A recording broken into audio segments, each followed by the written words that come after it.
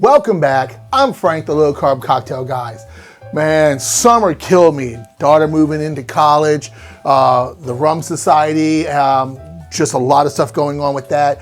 We were able to finally get the state to recognize the Louisiana Rum Day, so that was proclamated. That was a big thing. Rum Society expanding. So if you're in Louisiana and you like the rum, check us out at the Rum Society of Louisiana. Cheap little plug. Anyway, with all that going on and a little bit of health issue, but I'm cool, I'm okay, everything's fine. It's time to get back to some videos. And today, I kind of want to step back to a little bit of nostalgia. And any of the Gen Xers out there like myself, I'm pretty sure you spent most of your days in high school at the mall, whether it be after class or when you skipped school. That's just what we did. But I know I spent a lot of time at the mall in my high school days and at the arcades. And if you don't know what an arcade is, that's where you go with like 20 bucks, well maybe 10 at the time. You give this guy $10 and he hands you just a shit ton of quarters in your hand and you pump them into a video game and you play it on this big ass box with like handles and buttons and stuff, not like the little controllers on your TV sitting on your comfy couch. Now you had to stand and play video games back in the day. You guys who play on consoles in your comfy little gaming chairs, you have no idea how easy you have it. Enough of that. When at the mall, next to the arcade was one of my favorite things was Orange Julius.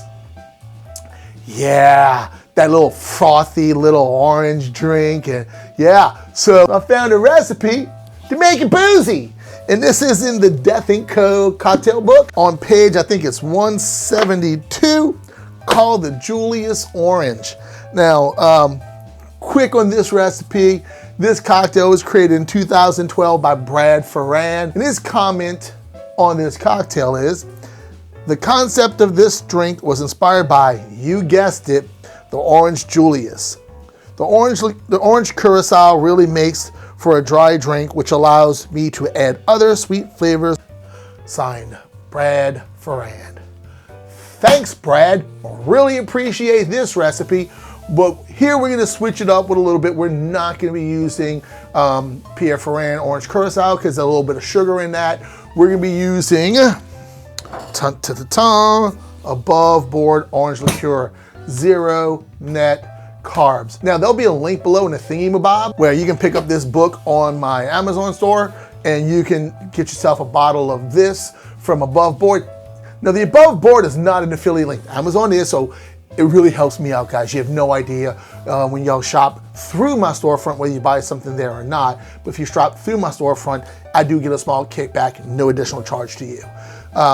But Above Board, the link in the thingamabob below is not an affiliate link. I don't get paid by Above Board for doing this.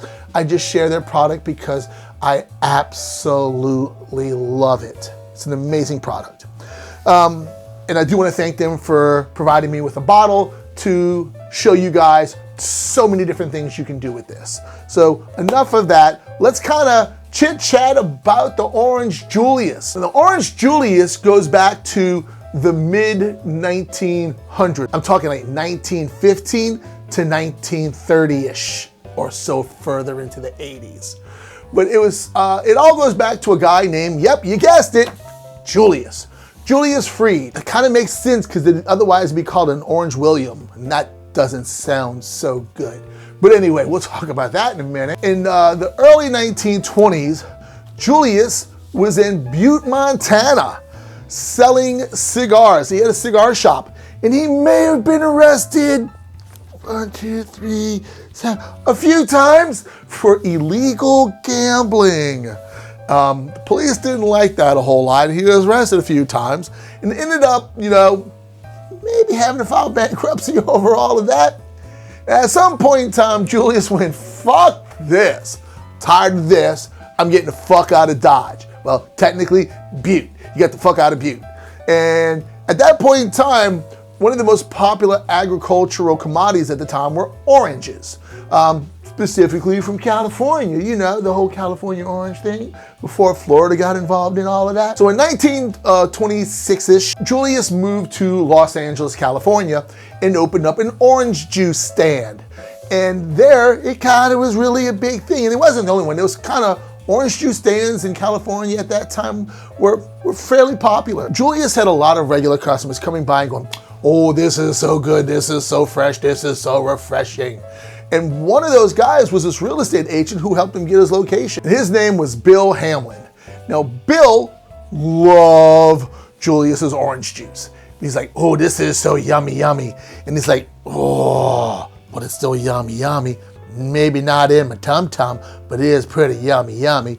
And Bill was one of his regular customers and always buying orange juice and always suffering from a citric acid. And so Bill, who had a background in chemistry, why the hell was he selling real estate if he was a chemist? I don't know. Doesn't make sense to me, but he did. He's like, I need to figure a way not to make this so rough on my tum-tum. So he spent time and time and weeks and weeks and weeks trying to come up with an idea of how to tame the citric acid in the orange juice. And he did. 3 weeks later. 3.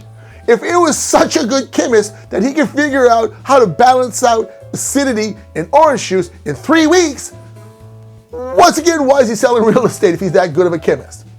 But anyway, nonetheless, Bill went up to Julius and he said, hey, Julius, why don't you put this stuff in my orange juice? And Julius was like, what's this? I won't get arrested again. So he's like, no, it's good. I know it's powdery and white, but it's okay. So what it was is, so people say, the rumors are, there's no like written documentation of it. So it was like some milk and some vanilla and some ice and some powdered egg whites. That's where the white powdery stuff came in. And that kind of freaked out Julius. He's like, I don't know about that. So he's like, no, really, it's cool. So he did. He ended up putting in the orange juice, and then Bill took it, and Bill went, num, num, num, num. And he went, oh, num, num, num, num. And he went, oh, it's good in my tum-tum. So he's like, here, try it. And then Julius is like, oh, that is good in my tum-tum, and it's even more num-num. Then he looked at Bill and went, hey, Bill, you want to be my partner? And Bill's like, yeah, that sounds like a cool idea. So the Orange Julius was born. Not by Julius, but by Bill. So you think it would be called the Orange Bill? No, still called the Orange Julius. They brought another partner in, the guy who would like do all the construction on their buildings and stuff, because they ended up franchising this. So they took this across the country, out of the country. They were everywhere, and it was changed ownership, corporate hands a whole bunch of times between then and like wherever it is now. There's a few stores still left open. I think Dairy Queen owns them now, or something like that. But they said, like, we're getting popular. We need to do a little bit of advertising and marketing. They're like, we need a mascot. And they went, ooh, everybody says this is a devilishly good drink. So it's like, let's do a devil on it. And let's make a little devil with a pitchfork where it says devilishly good. And they're like, yeah, that's pretty cool. The Arizona State Alumni Association said, I don't think so. That looks like Sparky, and we're gonna sue ya. And then Julius is like, I don't think so. So yeah, so like they stopped doing the devil, and then they started doing an orange. And so it's all said and done. That's kind of how the drink started. And the name Orange Julius, the way it got its name, because it was Julius' stand, even though Bill created the drink, people would come up to the orange stand and go, give me an orange, Julius. And they're like, oh, okay. So we're gonna call this Orange Julius when they franchised. So that's that. But enough of all that. Let's make a yummy, yummy drink. We are using the Above Board Triple Sec. It is still a drier orange liqueur with a lot of orange flavor, so it kind of fits that dry curacao profile, so that's really good. The vanilla syrup that we're gonna use is an allulose base, 0 carbs, so we're all good there. That was my Jar Jar Binks impersonation. So anyway, in our small tin, we're gonna go ahead and we're gonna be adding 2 ounces of our orange liqueur.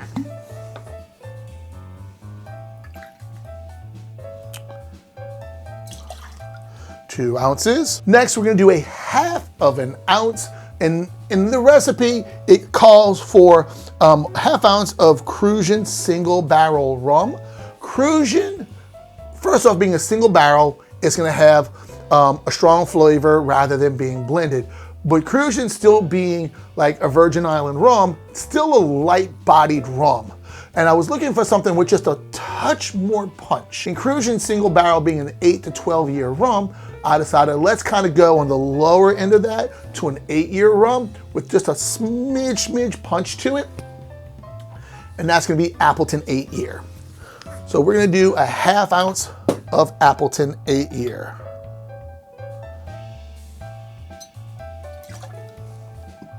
And next we're gonna do a 1/2 ounce of fresh lemon juice. You can use my oleocitrate that you've seen me do in the past. A 1/2 ounce of fresh lemon juice is only gonna have 1 gram of carbs.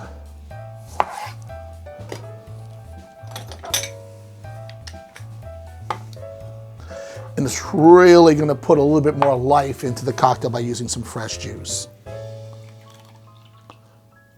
Oh, I got a lot of juice left in there too. 1/2 ounce of lemon juice. Next it calls for a teaspoon of vanilla. That's a table, that's a 1/2 table. There's my teaspoon. My wife got me these little magnetic teaspoons. They're amazing. They all just kind of stick together even if they're in the wrong spot. See, like they're not even right and they still stick together. So anyway, so we're gonna go with 1 teaspoon of an allulose vanilla syrup. This is pretty simple. It's just 1 cup of water, 1 cup of allulose, and 1 teaspoon of vanilla extract. Once there, we get everything blended together, give it a taste. If you want a little more vanilla, add a little bit more vanilla. So we're gonna go with 1 teaspoon of vanilla extract. I meant syrup. And a 1/2 ounce of heavy cream, and that's going to be 1/2 a carb? No, 1 gram of carbs. So we have 1 gram of carbs from the heavy cream, 1 gram of carbs from the lemon juice. That's really it. I'm gonna add 1 dash of orange bitters.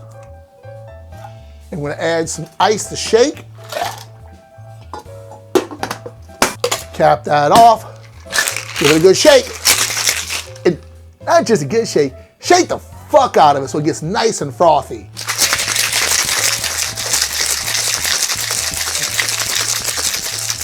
Violent about it, be violent. Now in your rocks glass, we're gonna strain this in. Nice and creamy. Look at that.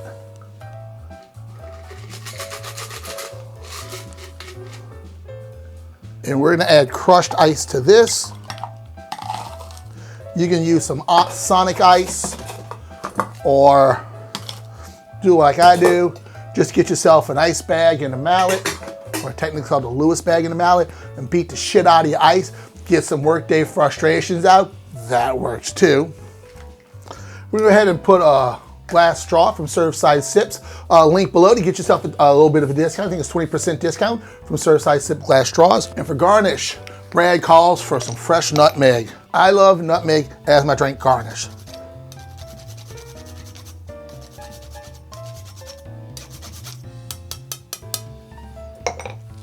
Oh, I love the smell of fresh nutmeg. And then we're also add a little bit of a fresh orange wheel on there. All right, guys. Oh.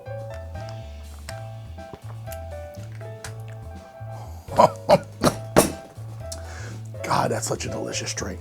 That's such a delicious drink. The orange really stands out, especially if you use some fresh orange wheel as your garnish. Really, you pull in those orange flavors from the triple sec and the Appleton Estate. So let me be honest with you guys. One of the reasons you hadn't seen me on a minute is I shot this video 3 times. And the 2 times previously, I honestly didn't like the drink. I used Crucian, then I used another Virgin Island rum. I just didn't like it. It was par. I'm not gonna say subpar, but it was par. But it wasn't like a birdie or an eagle. But I think by having the Appleton being a Jamaican rum, you do find some little bit more fruitier notes in Jamaican rum with a little bit of funk, they say. But Appleton is one of the least funky rums, but it still has a little bit of touch of that there. It really brings out the orange in the above board. So if you're gonna make this drink, and I'm gonna tell you, yes, you are, because you're gonna make this damn drink because it's nummy in my tum-tum, and I ain't gotta worry about the acid going in my tum-tum.